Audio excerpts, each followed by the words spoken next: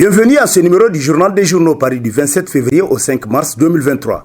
Un numéro que nous entamons avec l'actualité politique. À cet effet remaniement du gouvernement, mesdames et messieurs les entrants et les partants, à vos marques, s'exclame à sa une l'hebdomadaire satirique Le Hérisson. Pour qui cette fois sera peut-être la bonne? Des sources concordantes en provenance du milieu de Who is Who selon le journal, le père de la nation est décidé à nettoyer les écuries d'Ogea. Autrement dit, à la porte les ministres au bilan mitigé et se traînant des casseroles. Bonne chance aux futurs promis, s'exclame Le Hérisson qui poursuit en nous apprenant que ce remaniement pourrait intervenir avant ou juste après la célébration du 2e anniversaire de l'arrivée du président de la République au pouvoir. Malgouvernance, l'affairisme se multiplie au ministère de l'Équipement, titre dans sa rubrique Nation, l'hebdomadaire Le Courrier, d'après qui le ministre de l'Équipement, en venant à ce ministère, savait bien ce qu'il prépare. Et donc c'est pourquoi il cherchait à être logé là. En effet, selon le journal, il est le propriétaire d'une société dénommée Migas qui a gagné et comment des contrats avec la Cominac et même semble-t-il avec la Nigélec, avec laquelle elle aurait pris des parts de marchés importants. Il se raconte au ministère de l'Équipement que dans le cadre de la reprise de l'appel d'offres pour la construction de la route de Kandaji, suite à la résiliation du marché de l'entreprise Sourabat, les experts indépendants auraient rendu leur rapport d'évaluation et proposeraient l'entreprise la moins disante comme adjudicateur, tel que rapporté par l'hebdomadaire qui poursuit. Des sources crédibles indiquent que le directeur des travaux publics semble opter pour l'entreprise la plus disante. Cela en violation de toutes les dispositions du DAO et du Code de marché public. Une situation qui risque de compromettre dangereusement la construction de la route nécessaire pour la réalisation à temps du barrage de Kandaji, selon le courrier. Hôpital national de Niamey, pourquoi tant de laxisme dans l'assainissement du marché aux alentours? Se demande Niger Interhebdo, qui constate que dans ce milieu, à quelques encablures de l'hôpital national en question, l'hygiène et l'assainissement des lieux et des aliments qui y sont vendus laissent pertinemment à désirer. Exposés à l'air libre sans un minimum de précautions d'hygiène, ces aliments constituent une véritable menace pour la santé des patients, mais aussi des accompagnateurs, selon Niger Interhebdo qui poursuit en concluant. Le ministre de la Santé publique, Dr Idi Ilyas Oumenassara, est interpellé pour mettre fin à ce spectacle qui n'honore pas du tout l'image de l'hôpital national de Niamey. Plan sécuritaire, abus de pouvoir de certains agents de la police nationale, titre entre autres dans sa rubrique Société, l'hebdomadaire Le Nouveau Républicain, qui nous apprend que les populations, surtout les jeunes, se plaignent beaucoup des agissements de certains éléments de la police nationale qui ne manquent pas d'occasion pour maltraiter les populations, alors que ces derniers sont censés garantir la sécurité des personnes et biens de la ville, selon le journal qui renchérit.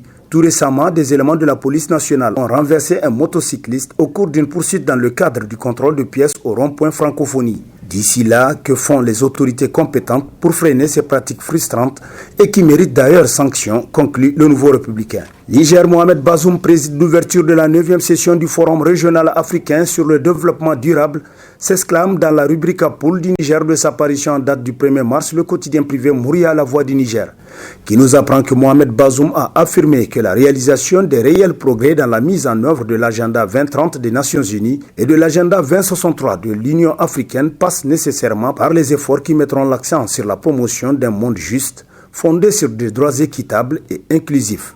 J'ose espérer, a dit le chef de l'État, que la rencontre de Niamey nous fournira des messages clairs, des orientations et des mesures nécessaires pour favoriser la mise en œuvre de des agendas dans notre région, conclut Mouria. En deux du président Bazoum, quelle moisson sera présentée aux Nigériens? S'interroge à sa une l'hebdomadaire Le Monde aujourd'hui, qui nous rappelle que dans un mois, précisément le 2 avril prochain, le président de la République Bazoum Mohamed bouclera sa 2e année de gestion du pouvoir d'État. Comme le veut une tradition désormais établie, il aura à cette occasion à présenter aux Nigériens un bilan cumulé des réalisations relativement aux axes prioritaires qu'il a inscrits dans son programme politique et décliné dans son discours d'investiture du 2 avril 2021 selon Le Monde aujourd'hui. Création du Conseil national de la femme nigérienne, accroître le leadership de la femme nigérienne, titre entre autres à sa une le bimensuel Le Troisième Œil, qui nous apprend que le gouvernement nigérien dote désormais le pays d'un important organe consultatif en vue de promouvoir et protéger davantage les droits déjà reconnus aux femmes à la fois par la Constitution du 25 novembre 2010, les autres politiques nationales qui visent sa protection, mais aussi et surtout les instruments régionaux et internationaux y relatifs ratifiés par le Niger.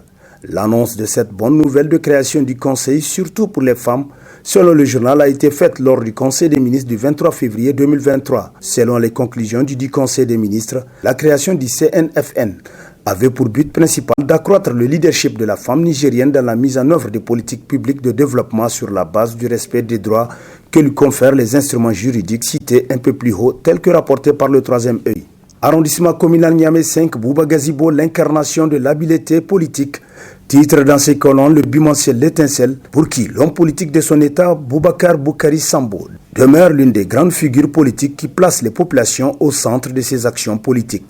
Présent depuis plusieurs années aux côtés des populations locales au niveau de l'arrondissement communal Niamey 5, il est comme l'incarnation du bon samaritain, celui-là même qui est né pour aider ses proches.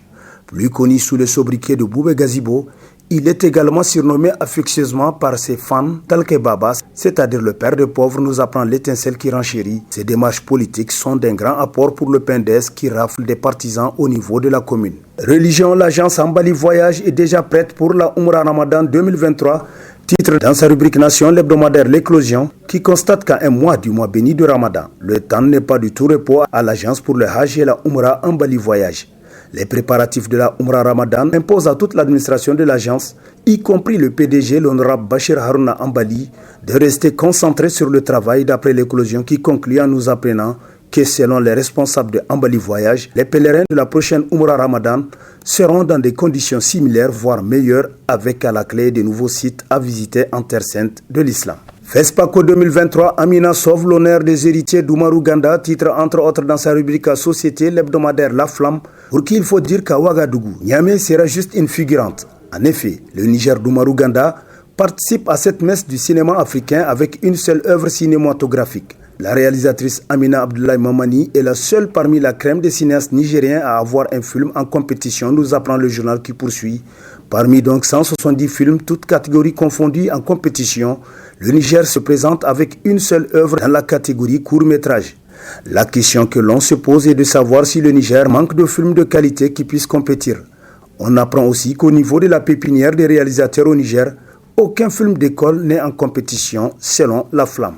Élection présidentielle au Nigeria, Bola Tinubu vainqueur par coup KO, titre dans sa rubrique internationale, l'hebdomadaire Nia Info, qui nous apprend que Bola Tinubu est allé du chauffeur de taxi aux États-Unis à la magistrature suprême de la République fédérale du Nigeria. C'est un parcours pour le moins atypique, pourrait-on dire. De potentiel Bola Tinubu ou des Tinubu en herbe, on en trouve encore à New York, à Londres ou à Paris, pour ne citer que ces trois grandes villes où il foisonne selon le journal pour qui Bola Tinubu aura été bien des choses dans sa vie. Chauffeur de taxi aux États-Unis, cadre chez Mobile, sénateur, ardent défenseur de la démocratie pendant la dictature militaire, gouverneur de Lagos, faiseur de rois et maintenant président élu de la République fédérale du Nigeria. Il est allé jusqu'au bout de son rêve et succède ainsi à Muhammadu Buhari à l'issue de l'élection présidentielle de cette fin du mois de février dernier, constate Nia Info. Et sur ce prend fin le présent numéro de la revue de presse. Prochain rendez-vous, plaise à Dieu dans une semaine avec toujours la même passion de vous servir. Bonne lecture et au revoir.